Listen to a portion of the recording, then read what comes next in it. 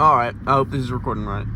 Cannot tell once yet again. But we're gonna be talking about why I bought my 991 Porsche 911. This is a 2014 911 Carrera S.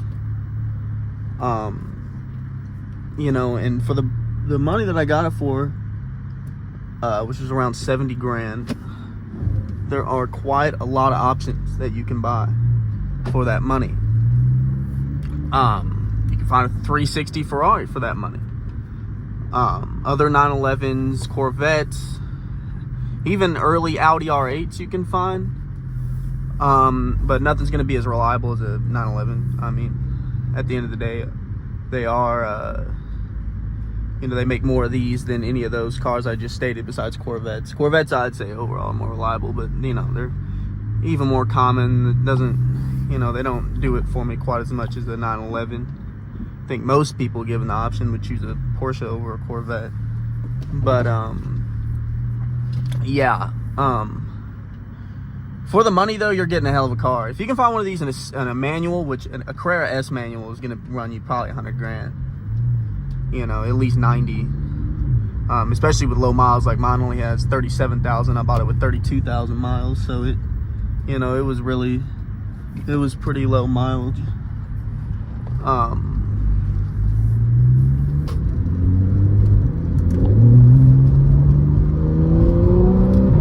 But yeah, also the sound wise, I mean, Corvettes sound really good. You know, obviously LS's sound amazing, but for me personally, the sound of this car just sounds amazing. I've got the optional sports exhaust system on it, so you know, it sounds incredible. It sounds so good. I hope the sound comes through on camera. Probably a good amount of wind noise right now.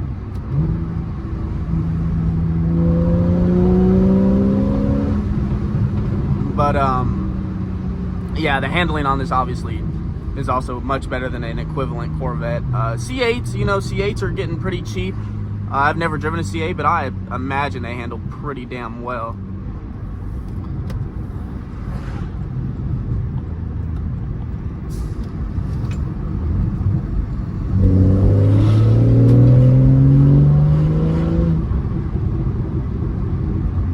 Yeah, this thing handles just amazingly.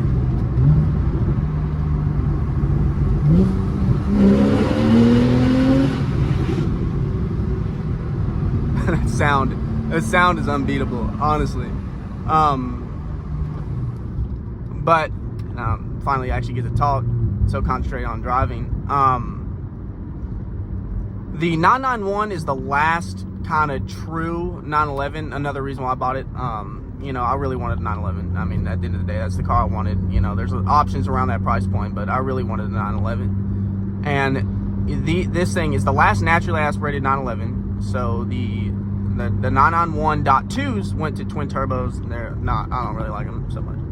You know, they're good cars, but they don't have the sound, the feel. I don't like them as much. But we're just gonna pop in here real quick and make like a U-turn or so.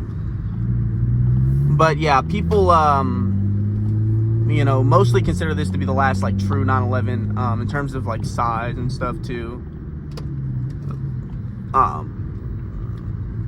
They just don't make it like this anymore. The 992 is cool, but it's got kind of big, and it's like, you know, it's whatever. But yeah, for about 70 to 80K, you can get yourself a pretty decent 991 Carrera S like this. You might find a stick, I doubt it. But the dual clutches on these cars are still amazing. Definitely better than the 5-speed Tiptronics from the 997s. And the early dual clutches of the 997.2 cars. So yeah, this is definitely, they got it pretty good at this point. 2014 991s came out in 2012. Came out with the I want to say, yeah, 360. They had 3.6. The base cars had 3.6 liter motors, and then the S's had a 3.8. So yeah, and you know, the bases had 350 horsepower. These had 400 horsepower and 400. And the base cars had 350 horsepower, and I don't remember exactly on the torque amount. Probably about 325 would be my guess. 300, something like that. This thing sounds so good. Yeah, it sounds amazing. A lot of pops and cracks after you let off. I wouldn't even buy one of these without the sports exhaust. Like, it's, you know, for me, it's a must-have, because it's one of the main points of this car is the sound. And stock, they sound decent, but I mean, not if you don't have the sports exhaust, you're gonna need to get an aftermarket exhaust to really get the sound out of these things. They sound so good. But you know, another reason 991, they the last naturally aspirated 911, which, you know, if you're not a 911 person, that probably doesn't mean a lot to you. But, you know, for someone like me, it means a lot. You know, the twin turbo cars are cool, but it, like, you know, all cars are twin turbo now. I mean, most of them, you know, and it just doesn't feel as special as the .1 cars do. And I'm gonna say this: the 991.1 manual transmission cars are gonna be one of the most desirable 911s of all time. In like 10-15 years, they're gonna look back on these cars and be like, oh my gosh. And even the dual clutch cars, they're gonna go up in value quite a bit. But if you got a manual, you really got a really special car. So yeah, but for the money, again, I think these are pretty hard to beat. They're reliable, they're really fast, they handle incredibly. The handling is damn near probably the best part of the car. I would say the driving dynamics. But you know, yeah, it's hard to beat. It's also beautiful. I think it's better looking than the 997, definitely better looking than the 996. I think it's just perfect. The .2 cars look about the same, but I really like the .1 cars, I'll be completely honest. They're probably, besides maybe the 964, probably my favorite looking 911. I think the 964 is just like, that's just, they look so good. The 964 looks really good. But I do like these 991s a lot. So yeah. You know, other talking points. Again, the handling on this car is extremely well. You can push it around a corner with ease. You don't have to have a whole lot of driving skill to like kind of really push this thing. You know, I've driven quite a few cars, but I wouldn't consider myself a particularly amazing driver. I think I'm decent, but the back end has gone out on me a few times. Like, you know, you push it around, it's like the last 911 where you can you gotta have a little bit of skill. Like, if you really want to push it around a corner fast, this thing, you know, it'll get loose, fairly easily. But I mean, it'll snap right back. I mean, you know, you could definitely lose this car easily, but, you know, you gotta be a dumbass. You could be driving real stupid, just have no idea how to drive and just throw it around. But the handling on this thing is absolutely incredible. I mean, it's actually amazing. The driving, the feel, I think it's really well weighted steering. It's not too heavy, but like it's you know, I think it's perfectly weighted. The cars that I've driven, at least, I really like it. So yeah, it feels good. It just feels good to steer. And that's really, you know, all 911s really, but like this one in particular is really good. Dual clutch, it's extremely fast. 0 to 60 on this car is like 3.5 seconds or so. You can go like 190, never gonna do that. But yeah, it's extremely fast. Yeah, and all around it's just an amazing car. I've just done oil changes on it. I haven't had to do any real maintenance yet. Eventually I will. You know, I'll do that 40. Oh, I did have the 40,000 mile service. I had a transmission fluid and you know, coolant, all the fluids replaced. But you know, I haven't had to do a lot of, you know, only put like 5,000 miles on it in the year and a half I've owned it. So I drive it occasionally, a decent amount, not like a huge amount, but a good little amount. You know, I try to drive it more as of recently, but when I first got it, I mean, I drove it a lot. I probably put 3,000 miles on it in the first like 5 or 6 months. So, you know, yeah, I was driving it quite a bit. But yeah, again, for the price point though, I just don't think you're really gonna get anything better. I mean, you can find the base, these 991 base cars, like not an S like this, but a base for like 50 to 60K, and I just don't know how you're going wrong with that. That's an incredible deal. Again, especially if it's sports exhaust. You need that sports exhaust option. This one's fully optioned. It's got PASM, Sport Plus, sports exhaust. I mean, it's got everything. Heated, cooled seats. It's got an amazing sound system. It's a Bose, but it's amazing. This sound system in this car is incredible. Sport chrono, of course. You can track your G meter. which is cool. You can, like, you know, see your lateral G's, which is cool in this menu here. I don't know if this is gonna get it. It might. There's chrono tracker. There's G forces, which is wild. It's so cool. That's just such a cool little feature. So yeah, economical too. If you drive this right, you can get 30 miles a gallon on the highway easily. Like, you actually can. Right now, I'm probably getting like 17 or something. I mean, it goes up and down, but you can see 30 miles a gallon out of this thing if you really drive it leniently and you're not just like going crazy with it. But even still, I mean, you're still getting okay gas mileage for what it is too, even if you're driving it kind of like how I was just earlier. But yeah, it just does everything. I mean, it looks amazing, it sounds incredible, it gets good gas mileage when you actually try to get good gas mileage out of it. It's got incredible options, incredible features, especially for 2014. It's quite a highly optioned car, and it has quite a lot of features. So yeah, it has launch control as well. I've never used it. I probably never will. It's like, what the hell am I gonna use? Where am I gonna use launch control at? But it has it, you know. Don't ever see myself using it, but you know, it's there. You press the sport button. It'll come up in this menu, like right here on my steering wheel to the left here. If y'all can see that, it says sport right there, which is cool. If you hit sport plus, it'll go to sport plus, say sport plus on it, and launch controls over here if you try to activate that. So they, you know, that's all cool. But yeah, and it's also quite comfortable. And, you know, when you hit a bump, it's kind of rough, but not that bad. Just normally driving, it's quite a comfortable car. Like, actually, I mean, it's quite comfortable. The seats are very nice, sports seats. It's just a really overall, I mean, it is just hard to beat. The back seats are useless, but I did get two of my friends back there. They were like 6 foot tall. They barely fit back there, but hell, you know, they got back there. It wasn't very fun for them, but you know, if you absolutely had to, you can get people in the back seats. Yeah, the trunk is decent size. The trunk's in the front. Is a rear engine car. It's okay. It's decent. It's not anything special. It doesn't have a whole lot of space to put stuff in, but you know, you could drive this in cross country if you had to. It'd be no problem.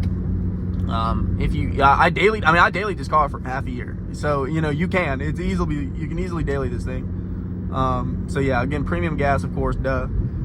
And you know, yeah, which in Kentucky is $4. It's fucking crazy, but you know, it's not California, it's probably $8. So you know, yeah.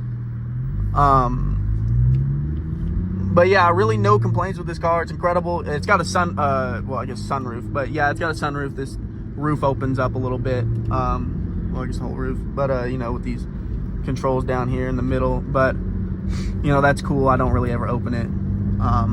But it does have a sunroof, so that's cool. Trying to think what else really I haven't touched on.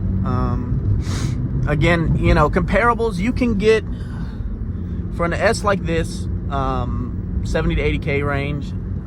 Lower mileage ones are getting $90,000, $100,000. Like, I'm talking like 10, 20,000 mile cars. You know, you can get, you know, Audi R8s, Nissan GTRs, Ferrari 360s, all that. And, you know, to each his own, you know, I can see any of those cars. C6 ZR1 you can get in this price range, which is a crazy ass car. But you know, just you go out to your garage and you see a Porsche. To me, that means a lot. You know, Corvettes are cool, don't get me wrong. I really want a C6 Corvette, actually. Like, I really do. ZR1s are cool, but like a Z06 or even just like a normal C6 Stingray, which I would have to have in a manual. This car would never get an automatic Corvette. I'd have to get a manual. But yeah, and this car too, I would recommend a manual, of course, but the dual clutches are really good. So you know, they're still amazing. But I'd recommend a manual in any sports car. I've said it in multiple videos, you know. But yeah, overall, 991.1 Carrera S, you just can't go wrong. These things are just amazing cars. I've driven a 993. You know, it was cool, it was whatever. I've driven a let's see here, 996 GT2. it's a crazy car. I didn't drive it very far, but I did drive it, so I can't really speak on about it too much, because that's a crazy ass car. I gotta have to do a video on that soon.